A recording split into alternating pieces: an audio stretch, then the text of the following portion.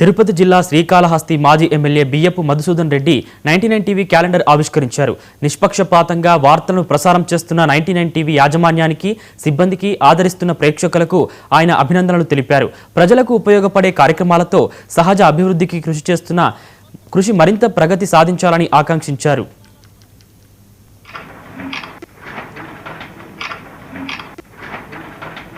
అందరికీ నమస్కారాలు.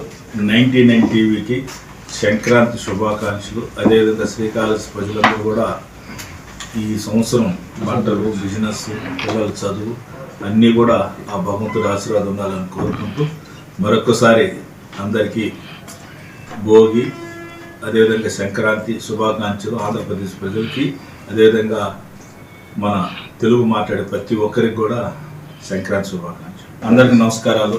99 టీవీకి. విజయనగరం జిల్లా నెల్లిమర్ల నియోజకవర్గం పుష్ప త్రాగ మండలం కొవ్వాడ